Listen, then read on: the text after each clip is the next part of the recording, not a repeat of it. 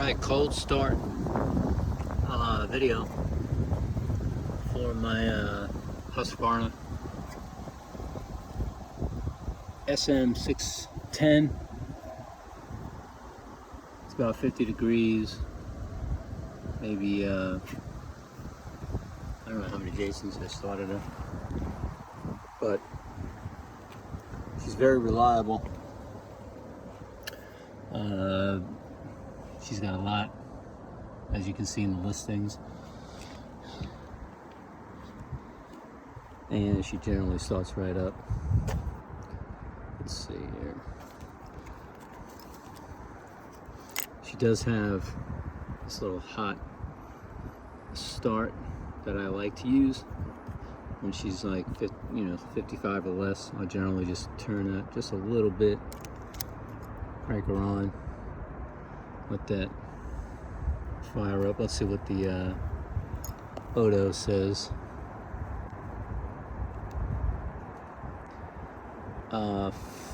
14,781 on the odometer, and she gets about 120, 130 miles to a tank, something in that range, maybe more. I really never run out of gas, so I don't know. Anyway, she's ready to go. I wired her so you don't need to pull in the clutch like you generally do with these bikes. Usually you've got to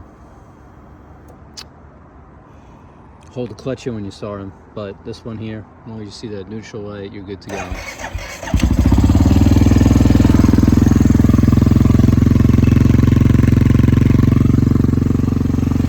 When she's on a cold day, I'd let her go, half a minute or so. And like today, 15, 30 seconds is plenty. If it's 35, 40, I'll let her go a good minute. And once we turn this down, prob gams will drop quite a bit. And she just purrs. I've got a lot of extras on here. Probably one of the coolest things I added was this easy clutch. It's actually, I think it's for a Honda. I don't really know. I just saw it. It looked perfect for the bike because it was red. And then the easy clutch, which gives you tremendous leverage. So I added the shorty with the easy clutch, and it changes everything because this bike has a dry clutch that a lot of people complain about, but no longer. I mean, you want to do wheelies, you want to not have to worry about your left hand or forearm. This comes in so handy. She's got this P3 carbon fiber shield, which is awesome. I've got the stock shield too, probably put it in the picture. She's got the Leo Bench single. Sounds great.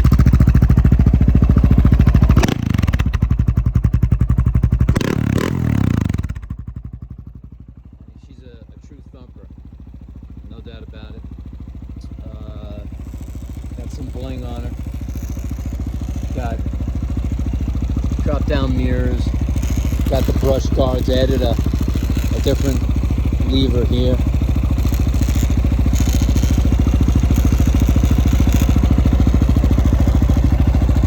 What else? I've got all the keys. I got several sets of keys. This is actually the gas key, which is massive. And I've got a couple of these. Got a couple of starter keys. The gas tank requires that big key. Big entrance, big hole there for filling the tank. I've got the stock seat, which I prefer. I'm a skinny light dude, and I actually love this seat. But I've got, in the pictures you can see, I've got the custom seat that's wide, really comfy if you're going to be taking this on long trips. I added these foot pegs, which are twice the size, maybe 2.5 times as big as the stock ones. These things are huge. I just absolutely love these. I got these on all my bikes. Took off the air filter cover so that she breathes. That's no doubt helped her a lot. She's got the JD programmer in there. I think you could see in a picture or two. And she's mapped perfectly. You don't need to do a thing. Maintenance on these are easy. Oil changes, not that frequent. A couple thousand. You know, you want to change it in 1,000 miles, fine. You know, whatever. But they just go. She's got 15,000 miles on her now. She's been babied, basically, because she's been a backup daily kind of a bike. So no real hooligan stuff on her. I do have some extra stuff that I might have taken off. I got to go look. I'm thinking maybe a chain guard or something. I don't know. But I did take a lot of stuff off. Got the extra sprocket. I believe it's a 47 tooth. I changed out her kickstand. This is not the perfect kickstand, but it's better than the stock one. I have the stock one if you want that, but the stock one is like 2 inches shorter, so she leans over so much I can't stand it. This is actually off of a 450. It doesn't sit perfectly flat here, but you can easily bend that because they're hollow, or you can just grind it down, whatever you want. But it works, and it keeps the bike, I think, perfect. I like that tilt. Keeps it fairly straight. And I also added this because these bikes notoriously, if you don't take this shifter off and bend them out, they will tear up this case. I got it with this wear in there, and I have several of these, so I instantly put one on. You can even see that it's protecting it. I mean, really all I need to do is take this off and change it, but I happen to like that position so much, I didn't want to mess with it and then decide I didn't like the bend, so I just left it as it is. I don't know what else to tell you. These bikes, very dependable, great commuters. They can go, mine or this one here, I've had up to 90 plus. You know, they're big bikes compared to the 510s and the 450s. So they handle those bigger speeds fine, you know, interstate speeds. Oh, I also have an entire set of plastics I've not done anything with. My plan was to paint them. So I've got the fender, I've got the back cover, I've got the gas tank cover, I've got the side fin. Where is it? Right here. It's hard to see with these plastics, but this is actually a separate piece from this. I mean, with the decals, it's hard to see, but these are two separate pieces. I've got, I don't have a new set of guards, but I do have the fork guard. I do have the front fender. I do have a number plate or headlight cover. So all of those pieces I have brand new, and they have not been touched. My plan was to paint them probably in the standard SM color mode, like the gray. I see it in a dark gray. Sometimes they keep this black, and then they leave. They do these, all this in this like kind of dark gray, which I kind of like, and that was my plan. So I was going to have the one set of plastics with the decals, and then the other with a solid color.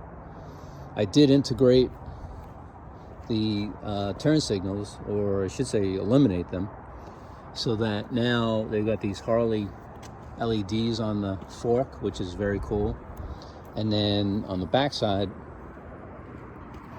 they have this integrated light that has the directionals built in on each corner. So when you're turning right, this one will go on, etc. It's a tail light, brake light, an integrated directional light. So it does it all. I think I covered everything, but if I didn't, it will be in the description. Just got sliders, front and back. And she's a great bike. You know, you're wondering why I'm selling it. It's real simple. I want to get a smaller version. I've got a 510, and I want either a TE or an SMR in either the 450 or the 510 models. The TEs you can take off-road, so I'm probably going to go that route.